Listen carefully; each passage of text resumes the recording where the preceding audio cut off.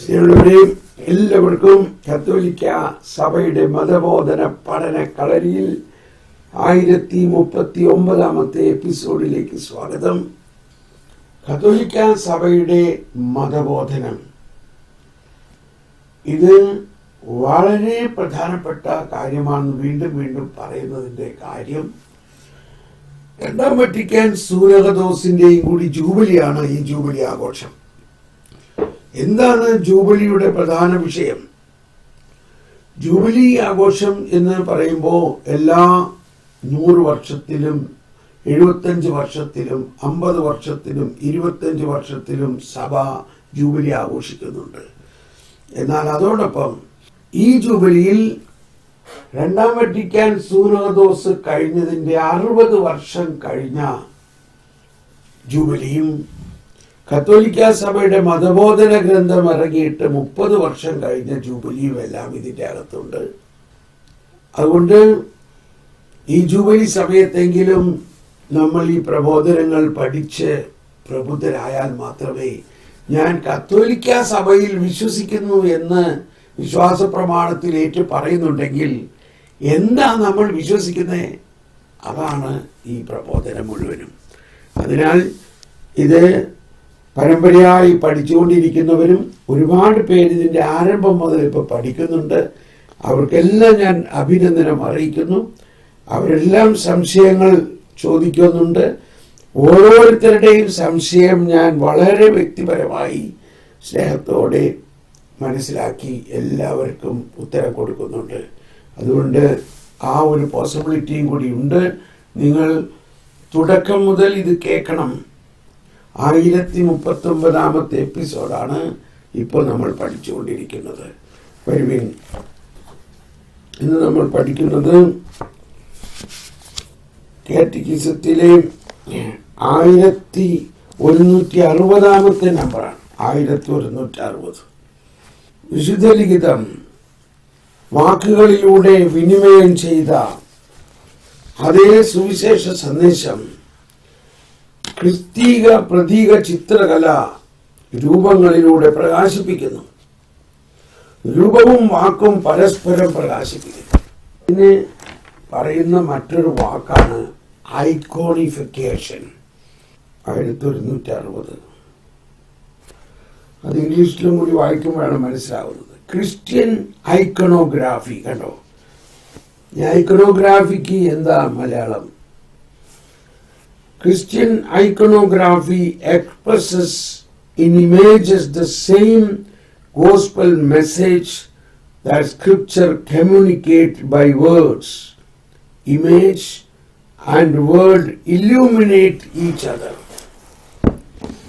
നമുക്കറിയാം, റോമിൽ നമ്മളുടെ കത്തീഡ്രലുകളിലും ബസിലിക്കയിലും അല്ലെങ്കിൽ ആധുനിക ലോകത്തിലും എല്ലാ പള്ളികളുടെയും ഗ്ലാസ് പെയിന്റിങ്ങുകളിലും പള്ളികളിൽ വരച്ചിരിക്കുന്ന ആ ഐക്കണോഗ്രാഫി, അതിന് മലയാളത്തിൽ പറയുന്നത് വിശുദ്ധ ലിഖിതം വാക്കുകളിലൂടെ വിനിമയം ചെയ്യുന്ന അതേ സുവിശേഷ സന്ദേശം ക്രിസ്തീയ പ്രതീക ചിത്രകല, അതാണ് ഐക്കണോഗ്രാഫി. പ്രതീക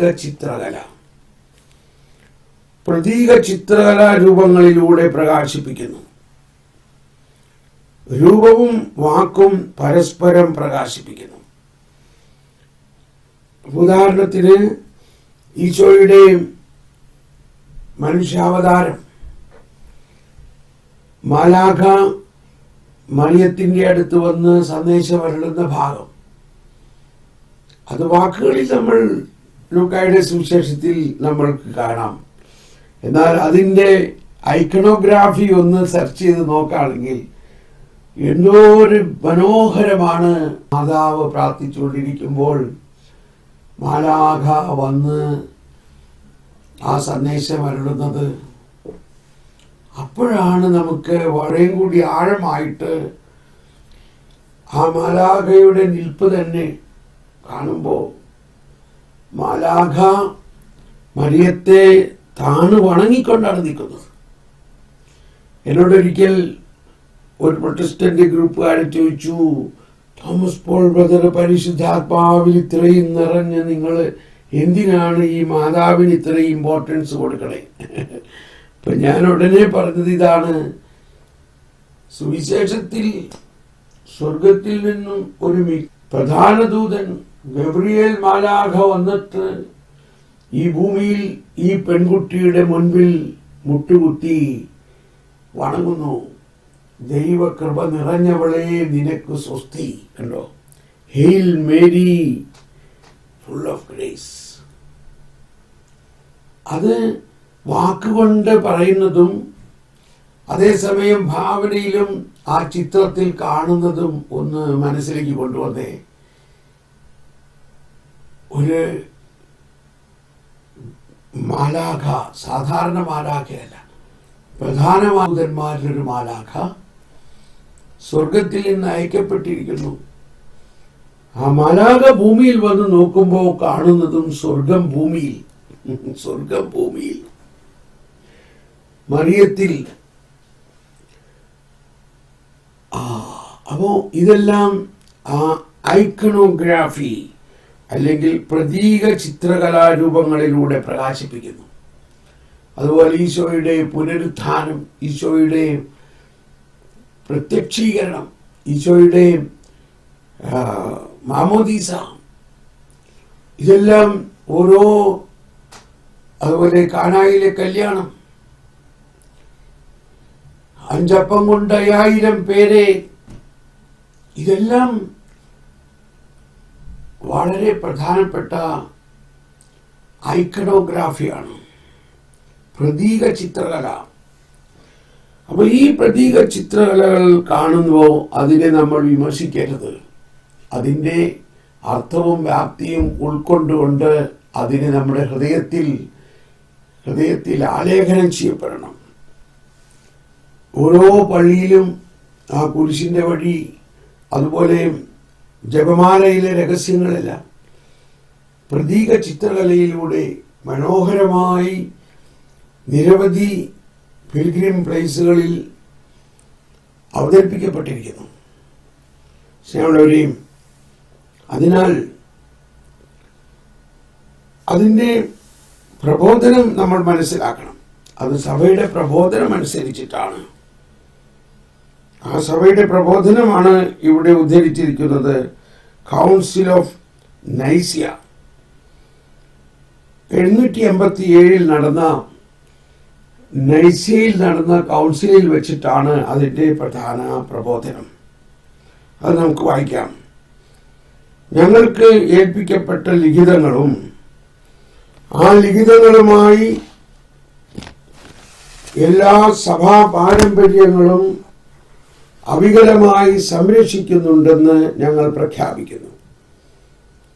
ഈ പാരമ്പര്യങ്ങളിൽ ഒന്ന് ചിത്രീകരണപരമായ കലാസൃഷ്ടികളുടെ നിർമ്മാണത്തിൽ അടങ്ങിയിരിക്കുന്നു.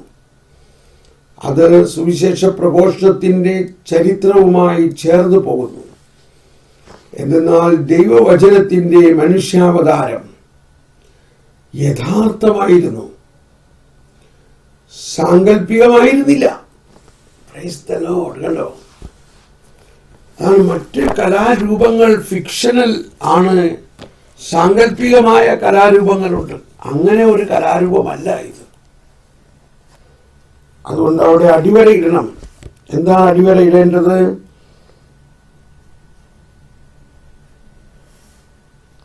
ദൈവവചനത്തിൻ്റെ മനുഷ്യാവതാരം യഥാർത്ഥമായിരുന്നു, സാങ്കല്പികമായിരുന്നില്ല.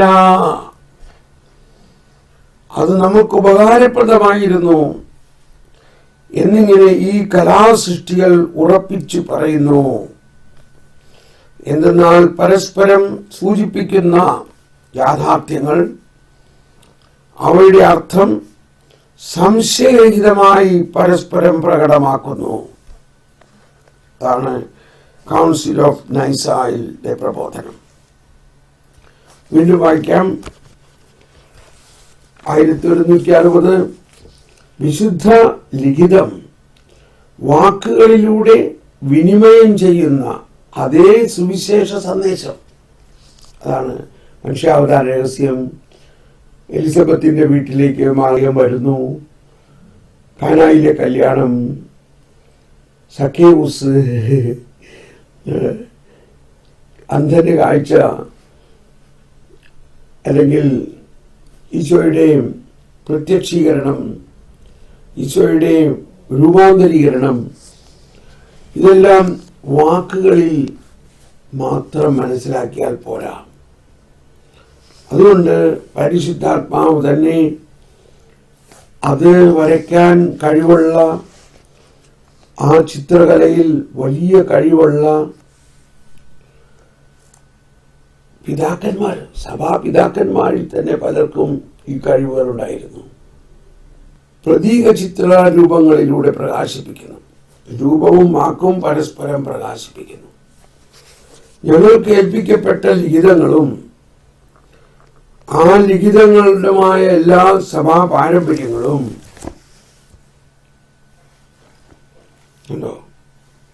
എല്ലാ സഭാ പാരമ്പര്യങ്ങളും അവികലമായി സംരക്ഷിക്കുന്നുണ്ടെന്ന് ഞങ്ങൾ പ്രഖ്യാപിക്കുന്നു. എന്നാൽ ദൈവവചനത്തിന്റെ മനുഷ്യാവതാരം യഥാർത്ഥമായിരുന്നു, സാങ്കല്പികമായിരുന്നില്ല. അത് നമുക്ക് ഉപകാരപ്രദമായിരുന്നു. എന്നിങ്ങനെ ഈ കലാസൃഷ്ടികൾ ഉറപ്പിച്ചു പറയുന്നു. എന്നാൽ പരസ്പരം സൂചിപ്പിക്കുന്ന യാഥാർത്ഥ്യങ്ങൾ, അവയുടെ അർത്ഥം സംശയരഹിതമായി പരസ്പരം പ്രകടമാക്കുന്നു. തുടർന്ന് നമുക്ക് 1161 പോകാം. 1161 ആരാധനാഘോഷങ്ങളിലെ എല്ലാ അടയാളങ്ങളും ക്രിസ്തുവിനോട് ബന്ധപ്പെട്ടവയാണ്. ആരാധനാഘോഷങ്ങളിലെ എല്ലാ അടയാളങ്ങളും ക്രിസ്തുവിനോട് ബന്ധപ്പെട്ടവയാണ്. ദൈവമാതാവിൻ്റെയും വിശുദ്ധരുടെയും തിരുസ്വരൂപങ്ങൾ ഉൾപ്പെടെ അവയിൽ മഹത്വീകൃതനാകുന്ന ക്രിസ്തുവിനെ അവ യഥാർത്ഥത്തിൽ സൂചിപ്പിക്കുന്നു. ലോകരക്ഷയിൽ തുടർന്നും പങ്കുകാരായിക്കൊണ്ടിരിക്കുന്ന സാക്ഷികളുടെ വലിയൊരു സമൂഹത്തെ എബ്രായർ 12:1 അവ വെളിവാക്കുന്നു. ആ സമൂഹത്തോട് നാം സർവോപരി കൗദാശി ആഘോഷങ്ങളിൽ ഒന്നിപ്പിക്കപ്പെടുന്നു. അവരുടെ പ്രതീക ചിത്രങ്ങൾ വഴി, അതായത് ഐക്കണോഗ്രാഫി, ദൈവത്തിന്റെ സാദൃശ്യത്തിലുള്ളവനും അവസാനം അവിടുത്തെ സാദൃശ്യത്തോട് രൂപാന്തരപ്പെട്ടവനുമായ മനുഷ്യനാണ് നമ്മുടെ വിശ്വാസത്തിന് വെളിവാക്കപ്പെടുന്നത്. അങ്ങനെ തന്നെയാണ് ക്രിസ്തുവിൽ സമാഹൃതരാക്കപ്പെട്ട മാലാഖമാരും. Praise the Lord. ഇത് ഗഹനമാണ്, അത്ര എളുപ്പം മനസ്സിലാവില്ല. ആരാധനാഘോഷങ്ങളിലെ എല്ലാ അടയാളങ്ങളും ക്രിസ്തുവിനോട് ബന്ധപ്പെട്ടവയാണ്. ദൈവമാതാവിൻ്റെയും വിശുദ്ധരുടെയും തിരുസ്വരൂപങ്ങൾ ഉൾപ്പെടെ അവയിൽ മഹത്വീകൃതനാകുന്ന ക്രിസ്തുവിനെ അവ യഥാർത്ഥത്തിൽ സൂചിപ്പിക്കുന്നു. ലോകരക്ഷയിൽ തുടർന്നും പങ്കുകാരായിക്കൊണ്ടിരിക്കുന്ന സാക്ഷികളുടെ വലിയ സമൂഹത്തെ എബ്രായർ 12:1 അവ വെളിവാക്കുന്നു. ആ സമൂഹത്തോട് നാം സർവോപരി കൗദാശി ആഘോഷങ്ങളിൽ ഒന്നിപ്പിക്കപ്പെടുന്നു. അവരുടെ പ്രതീക ചിത്രങ്ങൾ വഴി ദൈവത്തിന്റെ സാദൃശ്യത്തിലുള്ളവനും അവസാനം അവിടുത്തെ സാദൃശ്യത്തോട് രൂപാന്തരപ്പെട്ടവനുമായ മനുഷ്യനാണ്. കൗൺസിൽ ഓഫ് നൈസ, അവസാനം അവിടുത്തെ സാദൃശ്യത്തോട് രൂപാന്തരപ്പെട്ടവനുമായ മനുഷ്യനാണ്. അതാണ് ഈശോ മിശിഹാ താബോർ മലയിൽ രൂപാന്തരപ്പെട്ടു. ആരാ രൂപാന്തരപ്പെട്ടത്? ആ മനുഷ്യനായ യേശു ക്രിസ്തു. ദൈവത്തിന് രൂപാന്തരീകരണത്തിന്റെ ആവശ്യമുണ്ടോ? അവിടുത്തെ സാദൃശ്യത്തോട് രൂപാന്തരപ്പെട്ടവനുമായ മനുഷ്യനാണ് നമ്മുടെ വിശ്വാസത്തിന് വെളിവാക്കപ്പെടുന്നത്. അങ്ങനെ തന്നെയാണ് ക്രിസ്തുവിൽ സമാഹൃതരാക്കപ്പെട്ട മാലാഖമാരും. തുടർന്ന്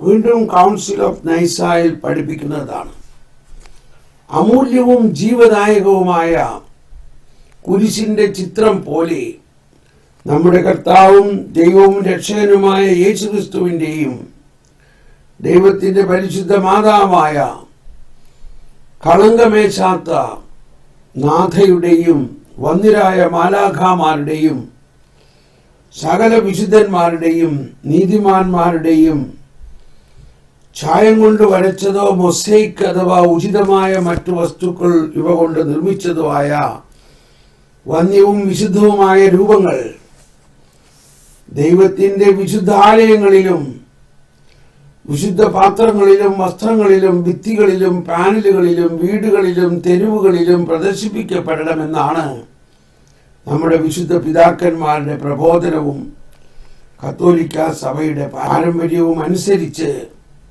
എന്നാൽ അവളിൽ വസിക്കുന്ന പരിശുദ്ധാത്മാവിൽ നിന്ന് ഈ പാരമ്പര്യം വരുന്നുവെന്ന് ഞങ്ങൾ അറിയുന്നു. Price the Lord. പൂർണ്ണ ഉറപ്പോടും കൃത്യതയോടും കൂടി ഞങ്ങൾ ശരിയായി നിർവചിക്കുന്നു. ഇതിന് ഒരുപാട് എക്സ്പ്ലനേഷന്റെ ആവശ്യമില്ല.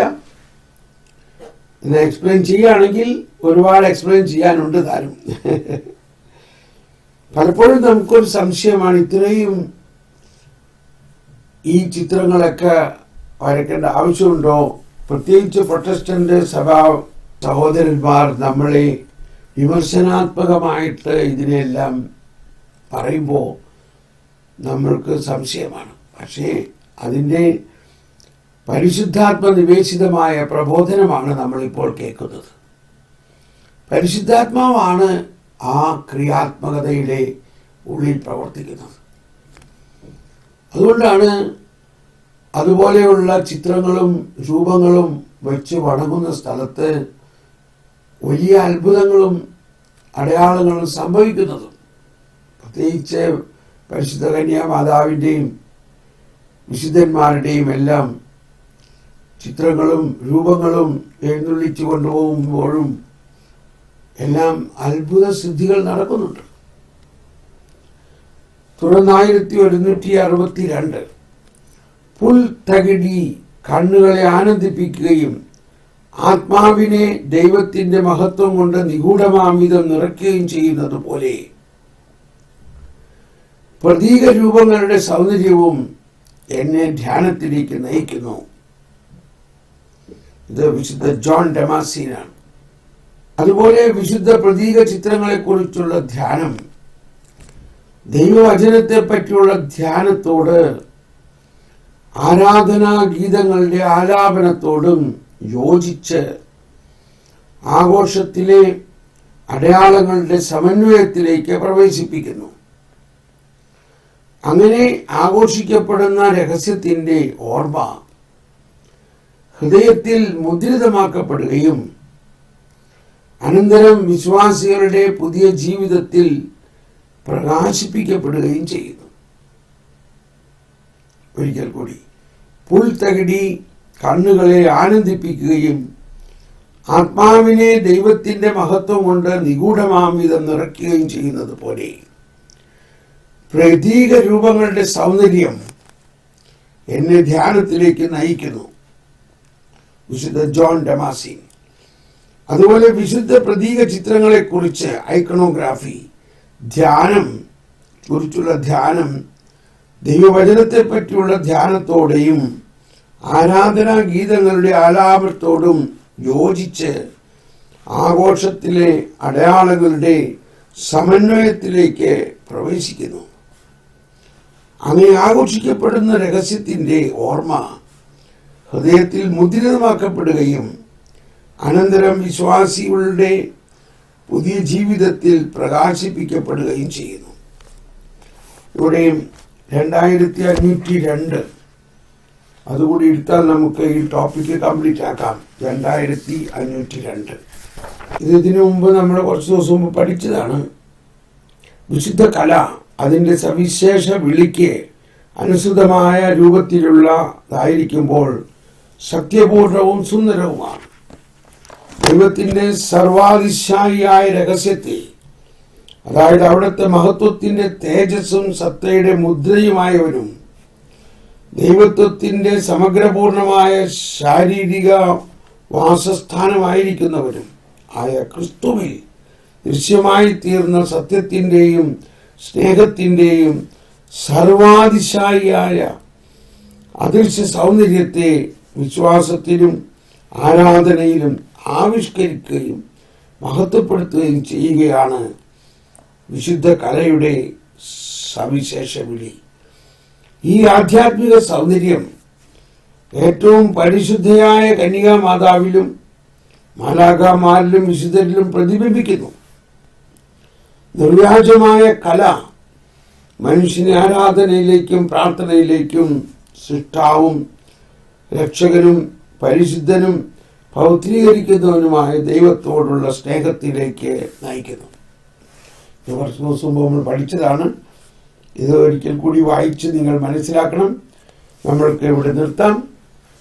അതുകൊണ്ട് നമ്മൾക്ക് ഓരോ ദേവാലയവും അതിലുള്ള പ്രത്യേകിച്ച് പുരാതനമായ ദേവാലയങ്ങളിലും അതുപോലെ പുരാതനമായ ചിത്രകലകളിലും വളരെ വിശുദ്ധരായ പിതാക്കന്മാർക്ക് പരിശുദ്ധാത്മാവ് വെളിപ്പെടുത്തിയ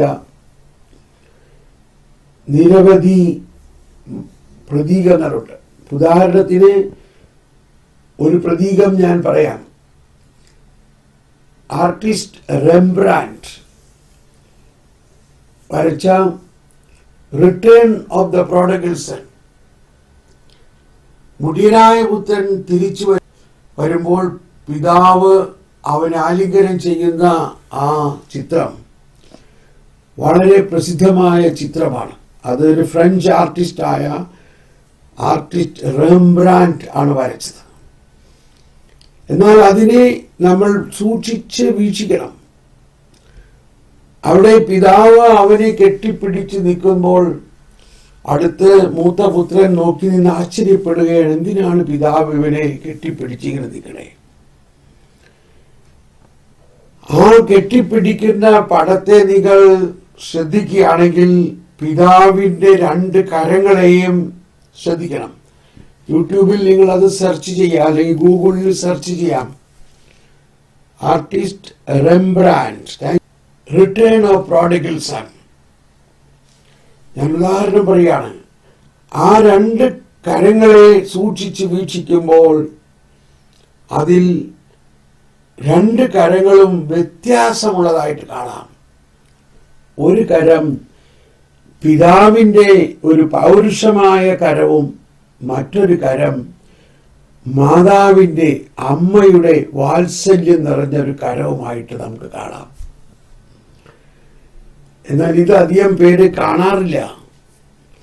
അപ്പോൾ അങ്ങനെ അതിലൂടെ ആ ദൈവസ്നേഹത്തിൻ്റെ പ്രതീകാത്മകത വളരെ മനോഹരമായി അവതരിപ്പിച്ചിരിക്കുന്നു. കഴിവിൻ അന്നത്തെ ഈ ക്ലാസ് ഇവിടെ അവസാനിപ്പിക്കാൻ പോവുകയാണ്. Thank you everybody. Praise you Jesus. Thank you Lord. Hallelujah. Hallelujah. Hallelujah. Hallelujah. Praise the Lord. Amen.